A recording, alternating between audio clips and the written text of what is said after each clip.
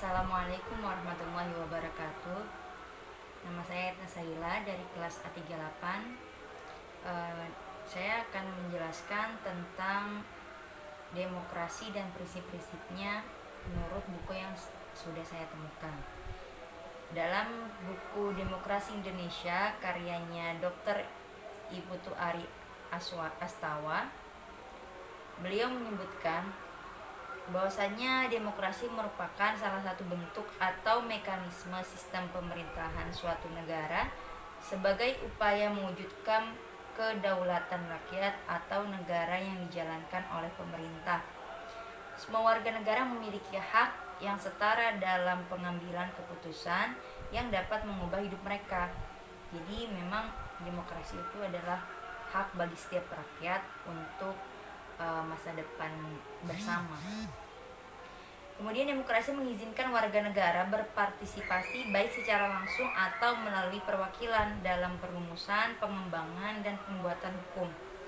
Demokrasi mencakup kondisi sosial, ekonomi, dan budaya yang memungkinkan adanya praktik kebebasan politik secara bebas dan setara. Berikut ini pengertian demokrasi menurut beberapa ahli.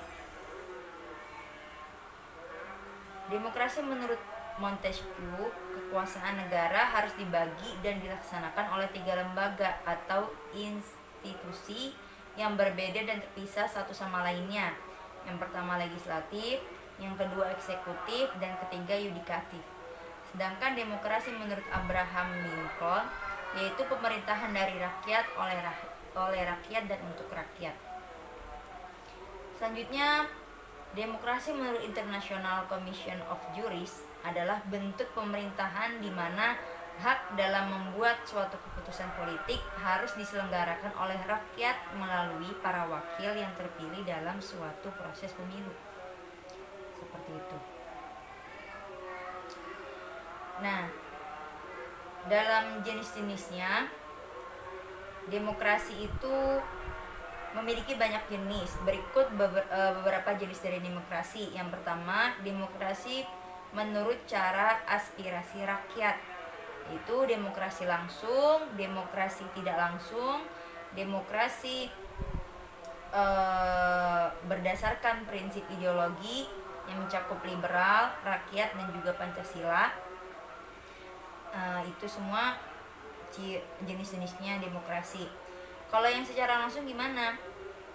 Itu yang masuk dari aspirasi rakyat, yakni merupakan sistem demokrasi yang memberikan kesempatan kepada seluruh warga negaranya dalam permusyawaratan saat menentukan arah kebijakan umum dari negara atau undang-undang. Sedangkan kalau tidak langsung merupakan sistem demokrasi yang dijalankan menggunakan sistem perwakilan. Berarti dari para anggota dewan seperti itu, kita itu sebenarnya sudah mewakili kita dalam berdemokrasi. Kemudian untuk yang liberal merupakan kebebasan individu yang lebih ditekankan dan mengabaikan kepentingan umum. Kemudian demokrasi rakyat merupakan demokrasi yang didasarkan pada paham sosialisme dan komunisme dan lebih mengutamakan kepentingan umum atau negara. Dan demokrasi Pancasila merupakan demokrasi yang ada di Indonesia, bersumberkan pada nilai-nilai sosial budaya bangsa serta berasaskan musyawarah mufakat dengan memprioritaskan kepentingan seluruh masyarakat atau warga negara. Demokrasi Pancasila fokusnya pada kepentingan dan aspirasi serta hati nurani rakyat. Sampai saat ini Indonesia menganut demokrasi Pancasila yang bersumber pada falsafah Pancasila. Nah, kalau yang tadi yang demokrasi liberal, rakyat, dan Pancasila masuknya dalam demokrasi berdasarkan prinsip ideologi. Kemudian apa saja prinsip demokrasi? Prinsip demokrasi dibedakan menjadi 2. Yang pertama, prinsip demokrasi sebagai sistem politik, dan yang kedua, prinsip non-demokrasi atau kediktatoran. Yang pertama, prinsip demokrasi sebagai sistem politik, jenisnya ada beberapa, ini banyak. Yang satu, pembagian kekuasaan, yakni legislatif, yudikatif, dan eksekutif. Kemudian pemerintahan konstitusional, Kemudian partai politik lebih dari satu dan mampu melaksanakan fungsinya. Terus pers yang bebas, perlindungan terhadap hak asasi manusia, pengawasan terhadap administrasi negara, peradilan yang bebas dan tidak memihak, pemerintahan yang diskusi, pemilihan umum yang bebas, pemerintahan berdasarkan hukum. Untuk yang non-demokrasi atau kediktatoran, itu pemusatan kekuasaan, pemerintahan tidak berdasarkan konstitusional, law of power, pembentukan pemerintah tidak berdasarkan musyawarah tetapi melalui dekret, pemilihan umum yang tidak demokratis, dan juga manajemen dan kepemimpinan yang tertutup dan tidak bertanggung jawab. Kemudian tidak ada dan atau dibatasinya kebebasan berpendapat, berbicara, dan kebebasan pers, penyelesaian perpecahan atau perbedaan dengan cara kekerasan dan penggunaan paksaan, tidak ada perlindungan terhadap hak asasi manusia, bahkan sering terjadi pelanggaran hak asasi manusia, dan yang terakhir menekan dan tidak mengakui hak-hak minoritas warga negara. Jadi kalau yang prinsip non demokrasi itu lebih banyak madorotnya gitu. Jadi kesimpulannya, demokrasi adalah gagasan atau pandangan hidup yang mengutamakan persamaan hak dan kewajiban serta perlakuan yang sama bagi semua warga negara. Kemudian prinsip demokrasi dibedakan menjadi dua, yaitu prinsip demokrasi sebagai sistem politik dan juga prinsip non-demokrasi atau kediktatoran. Selanjutnya, demokrasi memiliki banyak jenisnya, yaitu demokrasi menurut cara aspirasi rakyat atau demokrasi langsung, demokrasi tidak langsung, dan juga demokrasi berdasarkan prinsip ideologi, demokrasi liberal, demokrasi rakyat, dan juga demokrasi Pancasila. Itu dari buku yang pertama.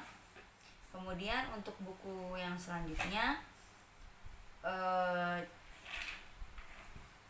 pengertian demokrasi itu berasal dari dua kata, yaitu demos dan yang berarti rakyat, dan juga kratos yang berarti pemerintahan, sehingga dapat diartikan sebagai pemerintahan yang berasal dari rakyat, oleh rakyat, dan untuk rakyat, sebagaimana yang diungkapkan oleh Abraham Lincoln.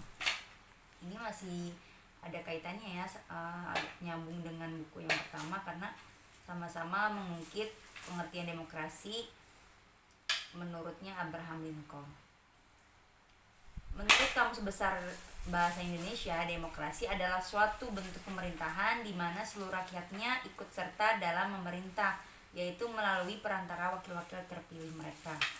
Dan juga demokrasi adalah suatu gagasan atau pandangan hidup yang mengutamakan persamaan hak dan kewajiban serta perlakuan yang sama buat semua warga negaranya. Ya. Ada juga menurutnya Yusuf Al-Qaradawi, demokrasi yaitu warga masyarakat bias menunjuk seseorang untuk mengurus dan mengatur segala urusan mereka melalui suatu wadah. Itu pengertian demokrasi dari buku yang kedua. Untuk prinsipnya, suatu pemerintahan dapat dikatakan demokratis apabila dalam mekanisme pelaksanaannya didasarkan pada prinsip-prinsip demokrasi. Keberhasilan suatu negara dalam menerapkan pelaksanaan demokrasi dapat dinilai berdasarkan prinsip-prinsip tertentu.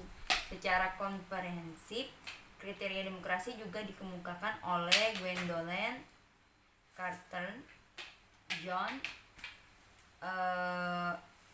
Henry B. Mayo, dan juga yang lainnya sebagai pemerintahan yang dijalankan melalui prinsip-prinsip, yaitu apa saja? Pembatasan terhadap tindakan pemerintah untuk memberikan perlindungan bagi individu dan kelompok untuk menyusun pergantian pemimpin secara berkala.